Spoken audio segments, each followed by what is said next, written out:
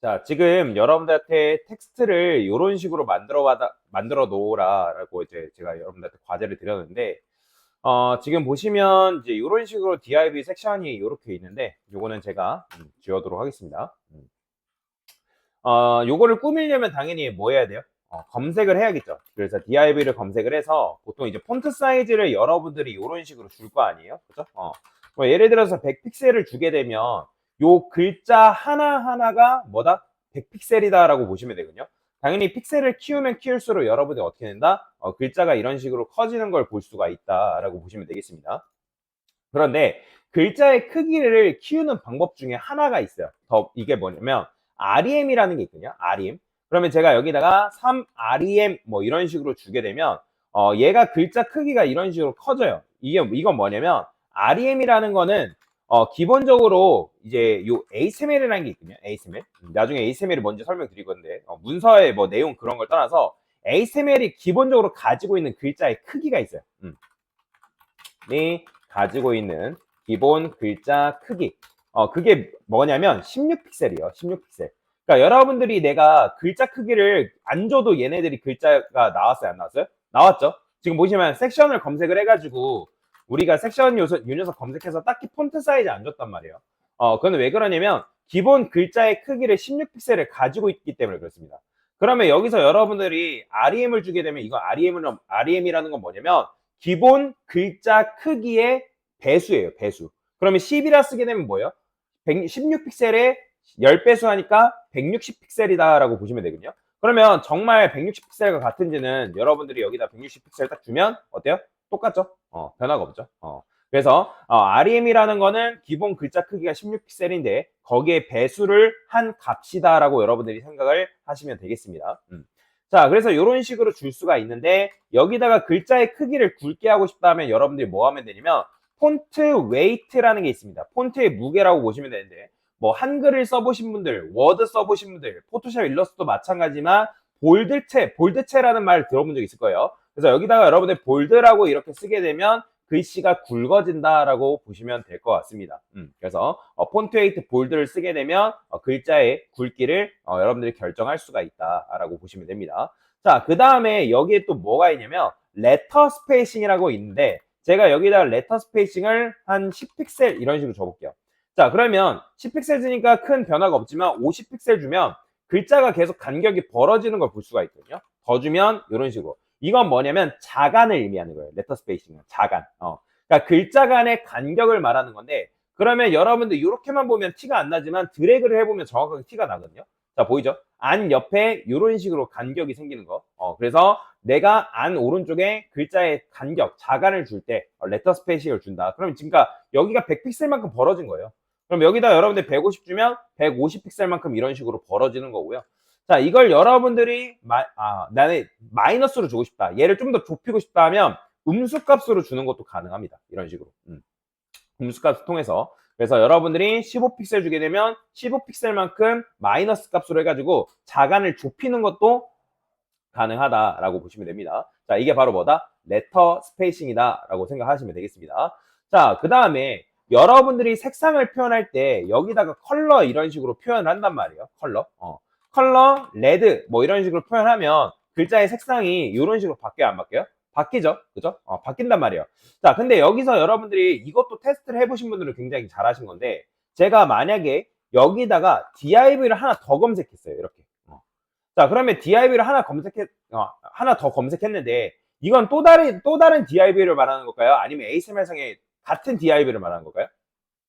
같은 div를 말하는 겁니다. 그러면 제가 여기다가 컬러를 블루라고 썼어요. 블루. 그러면 지금 폰트의 색상은 레드가 유지될까요? 아니면 색상이 바뀔까요? 색상이 바뀝니다. 보이시나요? 그러면 왜 그러냐면 제가 지난번에 여러분들한테 뭐라고 설명드렸냐면 코드라는 거는 위에서 아래로 순차적으로 실행된다라고 말씀을 드렸어요. 기억나실 거예요. 그러면 지금 여러분들이 윗부분에서 내가 컬러를 레드로, 즉 빨간색으로 변경을 했는데 그 다음에 밑에 div, 동일한 div를 검색했고 내가 같은 속성을 똑같이 부여를 했을 경우에 어떻게 판단하냐면 컴퓨터가 나중에 나온 코드를 우선순위로 삼습니다. 그러니까 나중에 이제 나온 녀석을 우선순위로 삼기 때문에 컬러가 파란색으로 변경이 된 걸 볼 수가 있다라고 보시면 돼요. 그렇다고 얘가 반영이 안 된 게 아니에요. 일단 먼저 레드가 반영이 되고 그 다음에 얘가 있기 때문에 나중에 나온 녀석이 뭐다? 우선순위가 더 세다라고 여러분들이 생각을 하시면 되겠습니다. 자, 여튼간에 이런 식으로 우리가 색상을 반영할 수 있는데 근데 여러분들이 레드, 블루, 뭐 그린 뭐 이런 식으로 단색으로 어떤 텍스트의 색상이라든지 배경색이라든지 그런 걸 표현하는 데는 뭐가 있냐면 한계가 있습니다. 한계. 뭔 말이 이해되죠? 한계가 있다는 거예요. 그러니까 뭐 예를 들어서 여러분들이 뭐 이런 여자분들 이런 거 하잖아요. 야, 남자친구가 있으면 립스틱 사와. 그럼 남자가 립스틱 무슨 색깔을 사오는데 빨간색으로 사와. 하면 빨간색의 종류가 엄청나게 많죠. 그죠? 무슨 코랄 레드니 무슨 레드니 뭐 레드 엄청나게 색상이 많잖아요. 그죠? 빨간색도 우리는 그냥 일반적인 빨간색이라고 생각할 수 있지만 그 빨간색이라고 하는 지칭하는 종류도 엄청나게 많다는 거예요. 뭔 말이 이해되죠? 그런데 그런 색상을 여러분들이 뭐 레드라든지 그린이라든지 블루로 표현하기에는 한계가 있기 때문에 뭘 쓰냐면 RGBA라는 걸 쓸 수 있습니다. RGBA. 이 RGBA는 뭐의 줄임말이냐면 레드, 그린, 블루다라고 보시면 돼요. 레드, 그린, 그 다음에 블루다. 여러분들이 이제 컴퓨터에 요즘은 이제 뭐 HDMI 케이블이 들어가서 이제 연결이 되지만 옛날 컴퓨터는 뭐 어떤 케이블이었냐면 RGB 케이블이었어요. RGB 케이블. 혹시 들어보신 분도 계실지 모르겠지만 RGB 케이블이 바로 그게 있기 때문에 여러분들 본체와 모니터가 RGB 케이블이 연결되었기 때문에 컴퓨터에서 여러 가지 색상을 볼 수 있었던 거예요. 자, 근데 요즘은 뭐 HDMI 선이 연결이 되죠. RGB 케이블 연결하는 것 거의 없는데.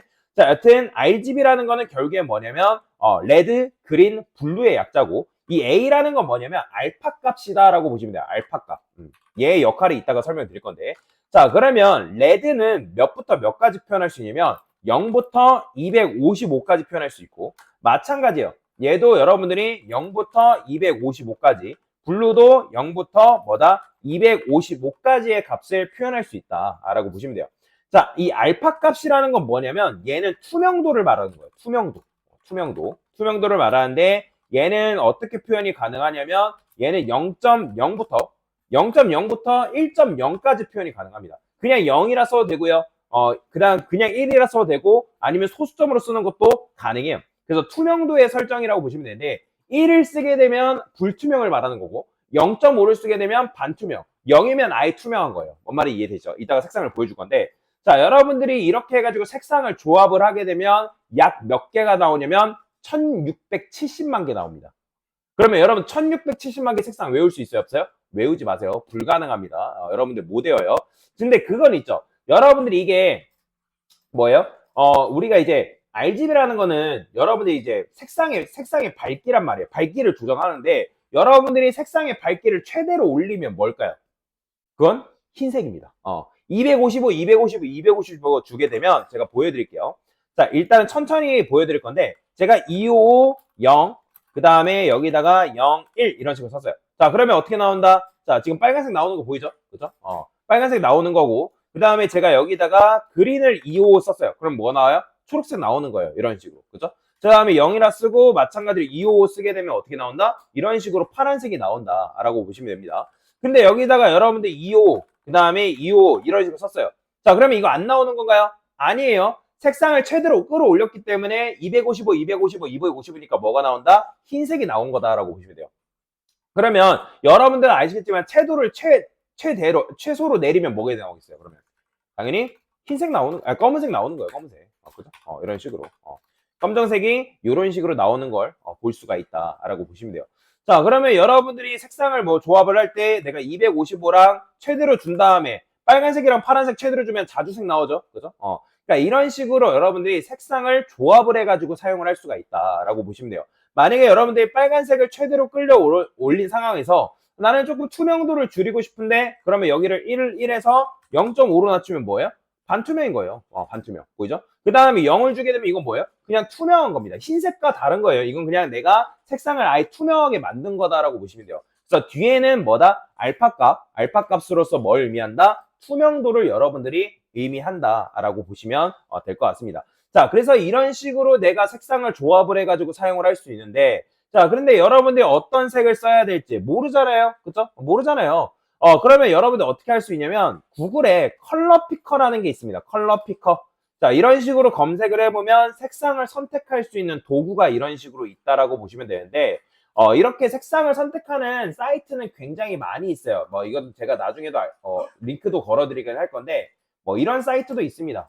이런 거. ASML 컬러 코드스라고 해가지고 얘가 조금 더 직관적이긴 한데, 이런 거 제가 수업 페이지에 올려드릴 거예요. 내가 컬러 피커를 사용해서 색상을 조합을 해서 사용해도 되고, 아니면 이런 사이트에 들어가서 내가 원하는 색상을 조합을 해가지고 사용을 하는 것도 가능하다라고 보시면 돼요. 뭔 말인지 이해되죠? 자, 여튼 이런 식으로 색상을 조합할 수 있는데, 여기 보면 RGB라고 이렇게 나와요.